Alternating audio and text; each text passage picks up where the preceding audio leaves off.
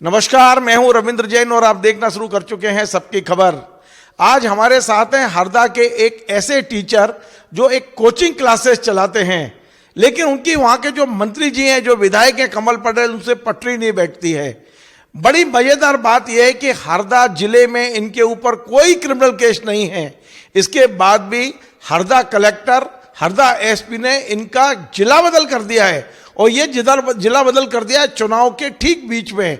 और ये केवल हरदा से नहीं किया है, हरदा के आसपास के 6 जिले में ये प्रवेश नहीं कर सकते हैं। मैं ऐसे एक अध्यापक से मिलवाता हूं जिसके ऊपर कोई आपराधिक केस नहीं है पूरे जिले में, और उनका जिला बदल कर दिया गया है। बड़ी मजेदार बात है। और आज ये हमारे स्टूडियो में भोपाल में बैठकर हरदा कलेक्टर ऋषि गर्ग से सवाल कर रहे हैं कि कलेक्टर साहब बताइए, मेरा अपराध क्या था, आपने मुझे जिला बदल किया है। आपका बहुत बहुत स्वागत है। आनंद भाई, आनंद जी, आप कितने बड़े अपराधी हैं कि आपको जिला बदल करना पड़ा हरदा कलेक्टर को? सर, अपराधियों का तो जिला बदल किया ही कहाँ है। जो निरपराध है उन्हीं का जिला बदल किया है। मैंने देखा है कि जिस दिन जिला बदल के लिए लाइन लगी थी, उस दिन जो लोग लाइन में थे वो सब कांग्रेस के कार्यकर्ता थे। भाजपा के कार्यकर्ता जिनके ऊपर 50 से ज्यादा केसेस भी हैं, उनका जिला बदल अभी तक नहीं हुआ है। मैं आपको बताऊं मेरे ऊपर क्या केस है, मैं आपको बता देता हूं। हरदा कोर्ट में मेरे ऊपर कोई भी क्रिमिनल केस नहीं चल रहा है। यूं कमल जी पटेल ने के दबाव में पुलिस ने एफआईआर जरूर लिखी है, लेकिन एक का भी चालान पेश नहीं किया है। और जब हरदा कोर्ट में केस चल ही नहीं रहा, क्रिमिनल केस चल ही नहीं रहा है, तो आपने मुझे जिला बदर किस आधार पर किया, ये मुझे भी समझ में नहीं आया। और जब जिला बदर की मेरे ऊपर कार्रवाइयां हो रही थी, जब थाना प्रभारी की गवाही ली गई, तो वो थाना प्रभारी इस बात से इंकार कर रहे हैं। उनका लिखित में स्टेटमेंट भी है हमारे पास। वो कह रहे हैं कि मैं इस व्यक्ति को जानता भी नहीं हूं, मैं इस व्यक्ति के ऊपर बस ये एफआईआर लिखी, इस आधार पर मैं इसको पहचानता हूं, बाकी मैं इस व्यक्ति को नहीं जानता हूं। ये उन्होंने लिखित में कहा है। उसके बावजूद भी मुझे जिला बदर किया गया। कुल मिला के राजनीतिक द्वेष निकाला गया है। और मैं समय समय पर ऋषि गर्ग जी पर भी आरोप लगाते रहा हूं। हरदा एसपी साहब के ऊपर भी मैंने आरोप लगाया है। एक बार उनके ऊपर शिकायत की थी उनकी मैंने, तो जांच भी बैठ गई थी। जुए सट्टे का आरोप जो है, मैंने उनमें शामिल होने का उन पर आरोप लगाया था एसपी साहब पर। और हरदा कलेक्टर साहब के ऊपर जो आरोप मैंने लगाया है विशेष तौर पर, उज्जैन महाकाल लोक में जब वो जो मूर्तियों का निर्माण हो रहा था, उसके जब टेंडर हो रहे थे, तब वो उज्जैन म्यूनिसिपल के कमिश्नर थे। तो मेरा अंदेशा वहां गया कि शायद वहां इनका हाथ जरूर रहा होगा, और जानकारी बाद में पता चली कि वहां पर उस घोटाले में ऋषि गर्ग जी का हाथ है। और ये आरोप मैंने लगाया। उस मामले को पता नहीं मीडिया के माध्यम से कैसे नहीं उसको दबा दिया गया। उस मामले को उछाल भरना चाहिए था। उसमें ऋषि गर्ग जी का हाथ बड़ा था, और इस आरोप से शायद ऋषि गर्ग जी उस दिन से मुझसे बड़े खिन्न भी हैं। मुझसे सीधी तरीके से बात भी नहीं करते हैं जब भी किसी जन सुनवाई वगैरह में जाता हूं। और रेत खनन के मुद्दों के ऊपर कलेक्टर साहब बिल्कुल साइलेंट हो जाते हैं। हरदा की स्थिति बिगड़ने के पीछे ऋषि गर्ग जी का ज्यादा बड़ा हाथ है, क्योंकि कमल जी पटेल के मसलों को लेकर कोई भी किसान जाता है या कोई भी शिकायत करने के लिए जाता है, वे केवल आंख मूंद लेते हैं, वो कुछ नहीं करते। किसी पर भी कोई आज तक कार्रवाई उन्होंने नहीं की है। भाजपा के एक भी व्यक्ति के ऊपर कार्रवाई नहीं की है। तो उसका परिणाम ये हुआ कि इतनी सारी धांधलियां हो पाई हैं। और मेरा स्वभाव है सर, मैं तो विद्रोही टाइप का व्यक्ति हूं। मैंने तो आवाज उठाई है, खूब आवाज उठाई है। तो इस बात को लेकर उन्होंने दुश्मनियां निकाली हैं। कोई प्रशासनिक अपनी जिम्मेदारी उन्होंने नहीं निभाई। आपने ये जो जिला बदल हुआ है, इसकी शिकायत चुनाव आयोग को की क्या? क्योंकि ये जो कलेक्टर हैं इस समय वो राज्य सरकार के नहीं, चुनाव आयोग के अधीन कार्य कर रहे हैं। मैं अभी हाईकोर्ट भी जाने वाला हूं सर। चुनाव आयोग को तो सर है ना, हम लोग कई बार शिकायतें पहुंचा चुके हैं। मुझे तो ऐसा लगता है सर, वास्तविक बात बताऊं, आप बुरा ना मानिएगा, आपके दर्शकों को भी शायद अजीब लगे मेरी बात। मुझे लगता है कि भाजपा ने पिछली बार विधायक खरीदे थे, इस बार मुझे लगता है कलेक्टर एसपी खरीदे हैं पूरे जिलों के, और चुनाव आयोग भी खरीद डाला है। क्योंकि चुनाव आयोग बिल्कुल एक्शन ही नहीं ले रहा है। एक वो सिद्दीकी साहब हैं, वो कमल पटेल के कहने पर आए, बार बार दोगने जी भी उसके एसडीओपी है शायद आपके यहाँ, बहुत शिकायतें उनकी मैं पढ़ता रहता हूँ अखबार में। दोगने जी भी शिकायत कर चुके हैं, एसपी साहब की शिकायतें कर चुके हैं, कलेक्टर साहब की पर चुनाव आयोग बिल्कुल भी फैसला लेता ही नहीं। मुझे लगता है कि इस बार निष्पक्ष चुनाव हरदा में बहुत मुश्किल है कि होगा।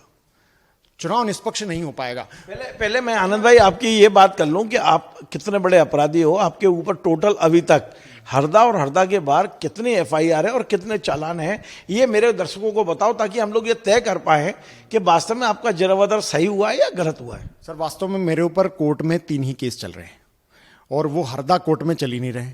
हाँ, ये इस्तिगाशे जो है मंत्री जी के कहने में पुलिस ने खूब लिख रखे हैं, उससे कोई फर्क नहीं पड़ता है और वो क्रिमिनल रिकॉर्ड्स में नहीं आता है वैसे तो, पर उसके आधार पर ये लोग मुझे जिला बदर कर रहे हैं, तो ये इनकी, मुझे लगता है कि ये तरीका सही नहीं है, न्यायोचित नहीं है। दूसरा ये कि आपने शायद वहां एक कोचिंग चला रहे थे, उन बच्चों का क्या होगा? ये सोचा नहीं सोचा कभी प्रशासन ने वहां जो कोचिंग है किस नाम से है?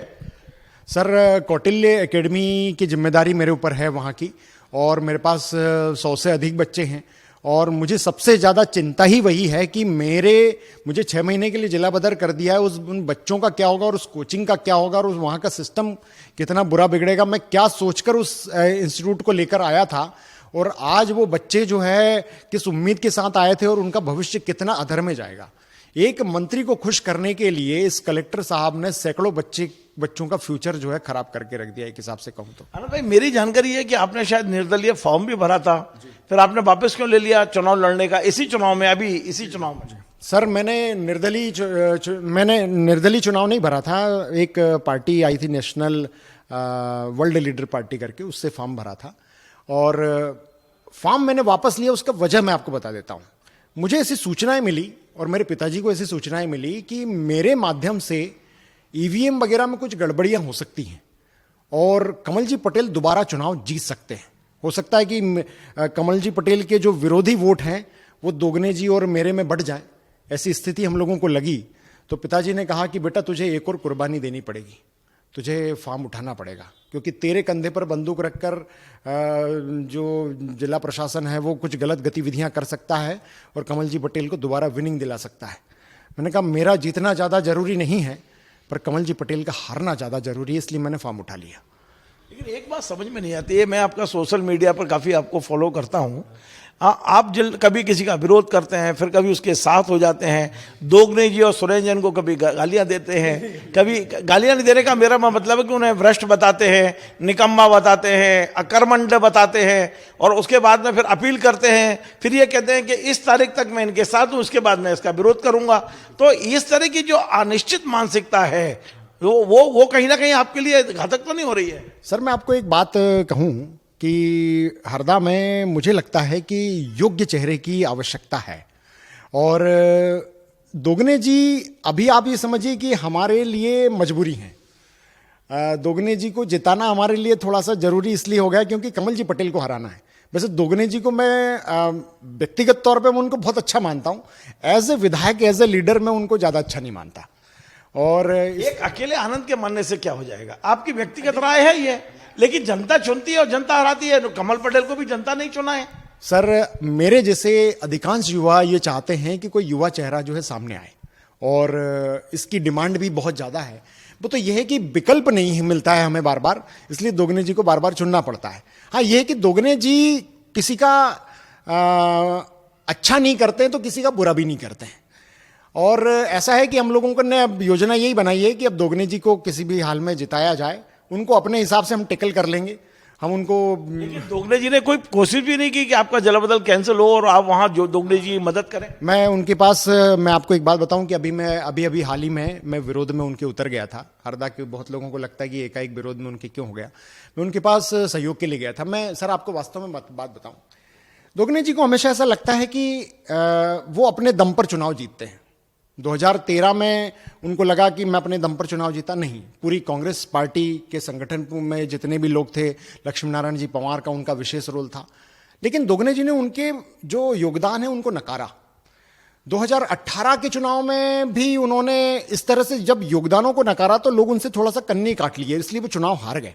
2018 के चुनाव की जो नीति थी वो मतलब किसी के योगदान को आप जब इग्नोर कर देते हैं, आप उसको कमजोर कहने लगते हैं, तब जाके व्यक्ति का मन उठ जाता है, तो फिर वो पीछे हट जाता है। अभी भी आप समझिए कि वो दोगने जी सोच रहे हैं कि मैं अपने दम पर चुनाव ये वाला जीतने वाला हूं। वास्तविकता यह है कि 1 साल पहले मुझे लोग कह रहे थे कि कमल पटेल आज इस मजबूत स्थिति में है कि अब उनको हराना नामुमकिन है, लेकिन 1 साल में सर मैंने क्रांति लाने में बहुत बड़ी भूमिका निभाई, और मैंने कमल जी पटेल के खिलाफ जो माहौल है बनाया, और उसका परिणाम है कि आज दोगने जी और भी लोग फिर साथ में, केदार सिरोही जी भी लगे, उन्होंने भी मेहनत की, मोहन साईं जी उन्होंने बहुत मेहनत की, और कमल जी पटेल के खिलाफ जो है बेहतरीन माहौल बना दिया। और आज उसका फायदा जो है दोगुने जी को मिलने जा रहा है। लेकिन वो आज भी यही कहेंगे कि मैं मेरे 2013 से लेकर 18 के कार्यों के आधार पर वोट मांगने जा रहा हूं। यदि 2013 से 18 के कार्यों के आधार पर वोट मिल रहे होते तो आपको 18 में मिल चुके होते। हार क्यों गए आप? लेकिन वो क्या है कि किसी के योगदान को स्वीकार नहीं करते हैं सर। अच्छा, एक बात और, लोगों को बुरा लगता है। एक बात और, हालांकि आप उन्हें भी भ्रष्ट बताते हैं, सुरेंद्र जैन जो अभी बीजेपी से कांग्रेस में आए हैं। इस बार चुनाव में सुरेंद्र जैन की भूमिका आप क्या देखते हैं? दोगुने जी को फायदा होगा या नहीं?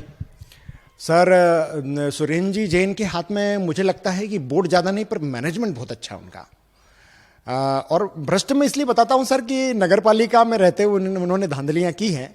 वो पूरा शहर जानता है, हरदा शहर जानता है, हरदा के लोग जानते हैं। और इस विषय में ज्यादा अब मैं कुछ बोलना नहीं चाहूंगा क्योंकि अब वो उनकी कमियां। फिलहाल वो आपकी मुहिम में लगे कमल पटेल को हराने के लिए। जी जी, वो आपका उनका सबका टारगेट तो अब एक ही हो गया है। टारगेट एक ही, अभी हमारी सेना में शामिल है वो, तो इसलिए मैं उनके बारे में अभी कुछ नहीं कहूंगा। चुनाव बाद में जरूर मैं उनके खिलाफ बोलूंगा। तो लेकिन आप क्या करते हो, ये इस तरह की घोषणाएं करके स्थायी दुश्मन जरूर पैदा करते हो आपके, चुनाव बाद में देख लूंगा मैं तुम्हारे भ्रष्टाचार। एक बात मैं आपसे कहूं सर कि जिस आदमी में ना जीने की तमन्ना खत्म हो गई हो ना, वो परमाणु बम से नहीं डरता है। और मेरे अंदर जीने की तमन्ना खत्म हो चुकी है और मैं किसी नेता से नहीं डरता। मेरे ऊपर तो जानलेवा हमले भी हुए हैं, मुझे जिला बदर भी करवाया है, मुझे तो जान से मारने की धमकियां कंटिन्यू है। मैं नहीं डरता सर, अब मैं किसी से नहीं डरूंगा क्योंकि जीने की तमन्ना। मतलब यदि आप परमाणु बम बनी गए हैं तो आपका जला बदल ठीक किया है कलेक्टर ने? मुझे फर्क नहीं पड़ता, मुझे सिर्फ एक ही चिंता हुई है कि मेरी कोचिंग के बच्चों का बहुत नुकसान हो जाएगा और कोई चिंता नहीं है, और बाकी कोई चिंता नहीं सर। हाईकोर्ट में आपने लगा दिया या लगाएंगे? अभी हम कमिश्नर के यहाँ लगाएंगे एक बार। हाईकोर्ट में मैंने सुना है ज़्यादा लंबा टाइम लग रहा है क्योंकि बहुत सारी जिला बदर की जो है वो गई है, फाइलें गई है वहाँ पर। लेकिन अभी चुनाव आयोग को आपने कुछ नहीं कहा है या लिख के दिया है? तो अभी अब मैं यहाँ भोपाल आया हूँ और मैं यहाँ पर चुनाव आयोग को दूंगा यहाँ पर। तो अब चुनाव में आपकी भूमिका फिलहाल कुछ नहीं है? कमल जी, मेरी चुनाव में अभी भूमिका सर, मेरा जो मेन जो प्लेटफॉर्म है वो है सोशल मीडिया। और सोशल मीडिया के माध्यम, मैं कोई ग्राउंड का कार्यकर्ता नहीं हूं, मैं ग्राउंड पे गया भी नहीं हूं। सोशल मीडिया से ही मैंने अपनी पहचान बनाई है। सोशल मीडिया के माध्यम से ही कमल जी पटेल के खिलाफ जागरूकता फैलाया हूं, क्योंकि कमल जी पटेल जो काले कारनामे। आपके जिला बदल से कमल जी पटेल को फायदा क्या होगा? मतलब यदि उनने कराया है या हम माने कलेक्टर ने किया है तो उनको फायदा क्या है आपके जिला बदल से? उनको नुकसान है, पर इस बात की उनको शायद समझ कम है। कहते हैं ना कि कुछ लोगों की उम्र बढ़ती है लेकिन समझ नहीं बढ़ती तो ऐसा कुछ हो सकता है। तो मुझे लगता है उनको नुकसान ही होना है उनमें। मुझे लगता है कि कहते हैं ना विनाश काले विपरीत बुद्धि वाली बात है, तो उनका दिमाग शायद चल नहीं रहा है, वो ऐसी हरकतें करते जा रहे हैं जिससे उनको नुकसान ही नुकसान हो। एक बात और है, आप कहते हो मैंने क्रांति खड़ी कर दी, मैंने इतना बड़ा माहौल बना दिया, सोशल मीडिया के जरिए बना दिया। और यदि ऐसी क्रांति खड़ी कर दी और जब आपके ऊपर संकट आया, आपको जिला बदर किया, तो पूरी हरदा की पब्लिक आपके साथ खड़ी हो जाना चाहिए। लेकिन मुझे तो आपके साथ में बहुत ज्यादा लोग नहीं दिख रहे हैं अभी। सर एक बात बताऊं, हरदा में भय का माहौल बहुत जबरदस्त है। ये भय का माहौल है तो कमल पटेल चुनाव जीत रहे हैं 100%। नहीं, पब्लिक सर साइलेंट है, लेकिन कमल जी पटेल के खिलाफ वोट डालेगी। सर पब्लिक साइलेंट, पब्लिक दुश्मनी लेने से डरती है, इनसे दुश्मनी लेने से डरती। मैंने एक ही तो काम किया सर, मैंने कमल पटेल का भय जो है वो लोगों के मन से निकाला है। अब लोग साइलेंटली वोट डालेंगे, इनके खिलाफ बातें कर रहे हैं। आपके साथ खड़े होने को क्यों नहीं तैयार है पब्लिक? पब्लिक मेरे साथ है सर, बस ये कि थोड़े नेता लोग जो हैं वो पीछे हट जाते हैं। मैं आपको आपके माध्यम से एक बात कांग्रेस पार्टी से भी कहना चाहता हूं कि मैं जीवन में कभी कमल पटेल को सामने कभी खड़ा ही नहीं होने दूं, लेकिन मेरा सपोर्ट बनाए रखना पड़ेगा आपको। और मैंने देखा सर कि मैं जब भी थोड़ा सा साइलेंट आपके साथ कांग्रेस खड़ी हो जाए, कल आप कांग्रेस को भी भ्रष्ट और वो सब करोगे आप। आपके साथ में नेचर ये है कि आप सच बोलने की एक बड़ी जबरदस्त बीमारी है आपको, सच बोलने की। मैं ये नहीं कह रहा हूं कि आप झूठ बोलते हो, लेकिन आप कहां सच बोलना चाहिए कहां नहीं बोलना चाहिए ये भी नहीं देखते हो आप। आपको लगता है कि यदि व्यक्ति ने किया और आपके पास में कुछ भी जानकारी है तो फिर उसको सड़क पे निपटाते हो आप। बिल्कुल निपटाता हूं सर मैं। और मैं इस मामले में मैं कहता रहा हूं, मैंने आपको पिछली इंटरव्यू में भी कहा था कि मैं अपने सगे भाई को भी नहीं छोड़ने वाला हूं। तो कांग्रेस पार्टी के लोग यदि गलत करेंगे, नेता उनके गलत करेंगे, तो मैं तो उनकी भी टांग खींचूंगा, है ना। ये तो आम आदमी पार्टी में आप जिला अध्यक्ष थे, आम आदमी पार्टी को आपने गढ़ा बढ़ाया, सब कुछ किया, उससे भी मोहभंग हो गया आपका। सर पार्टी थोड़ी सी गड़बड़ निकल ऐसे गई कि वहां से एक केंद्रीय टीम आई थी, उन्होंने मैनेजमेंट बहुत बिगाड़ दिया। एक तो मैनिफेस्टो उनका बड़ा बेकार था, उन्होंने दिल्ली का मैनिफेस्टो यहाँ चिपका दिया और यहाँ का कोई मैनिफेस्टो तैयार नहीं। यहाँ के मुद्दे अलग है सर, दिल्ली के मुद्दे अलग हैं। अब वो यहाँ की उन्होंने स्टडी की नहीं, दिल्ली के फ्री पानी देंगे, फ्री बिजली देंगे। अब यहाँ तो सर वैसे ही फ्री पानी और आपके सिर पे कौन है? आपके सिर पे ये पीला गमछा, ये मुझे लगता है कि आपने फिर से कोई विचारधारा पकड़ ली क्या? सर मैं आपको वास्तव में बताऊं कि ये जो पीली क्रांति वाले लोग हैं और नीली क्रांति वाले लोग हैं, मुझे सबसे सज्जन लोग लगते हैं।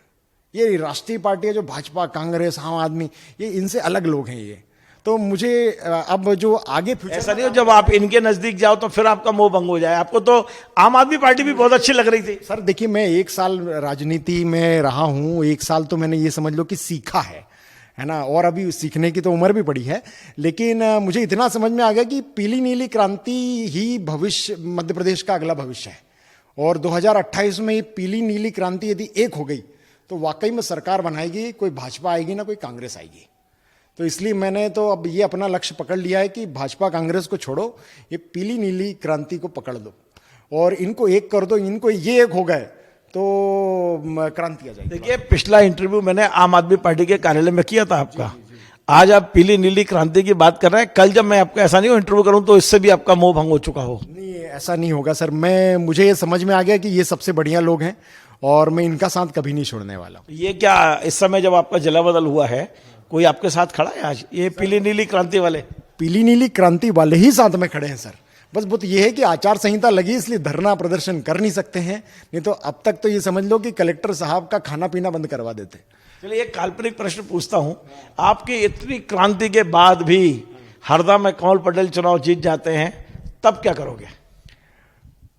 तो सर और लड़ेंगे और हाँ, ये बात भी है सर, बहुत लोग बोलते हैं कमल पटेल यदि चुनाव जीत गए तो तुमको हरदा छोड़ना पड़ेगा। तो मैं आपको बता दूं कि मैंने क्या कहा सर, कि जीने की तमन्ना हमारी खत्म हो चुकी है। हम तो लड़ने के लिए बैठे और मरने के लिए बैठे हैं। हम तो उनको आप समझिए कि इतना परेशान कर देंगे कि वो खुद ही इस्तीफा दे देंगे सर।